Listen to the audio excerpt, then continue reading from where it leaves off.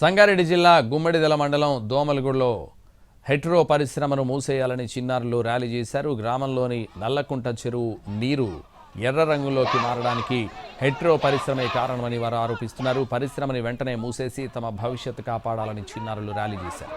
హెట్రో పరిశ్రమ కారణంగా పంట పొలాలు పాడై పశువులు చనిపోతున్నాయని ఆవేదన వ్యక్తం చేశారు.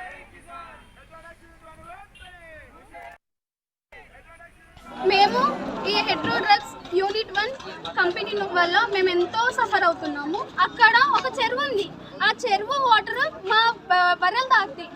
ఆ బర్రెలు తాగడం వల్ల అవి చనిపోతున్నాయి, ఆ ప్రెగ్నెంట్ అవుతున్నాయి. అట్లీస్ట్ పుట్టినాక పిల్లలు అట్లీస్ట్ 2-3 డేస్ కూడా సరిగ్గా బతుకుతలేవు, అవన్నీ చనిపోతున్నాయి. దానివల్ల మేము ఎంతో లాస్ అవుతున్నాం. మా మమ్మీకి మా డాడీకి అందులో వర్క్ చేయడం వల్ల ఆ వాటర్లో మా మమ్మీకి మా డాడీకి ఎంతో ఎలర్జీ వస్తుంది. అందరికీ నమస్కారం. మాది దోమడుగు నల్లగుంట చెరువులో మీరు చూసినట్లయితే మొత్తం వాటర్ అనేటివి అన్ని పింక్ కలర్ గా మారిపోవడం జరిగింది. మొత్తం మనం చూసినట్లయితే హెట్రో కంపెనీ వల్ల యూనిట్ 1 హెట్రో కంపెనీ దాన్ని మూసివేయాలి. దానివల్ల మాకు కాలుష్యం అనేది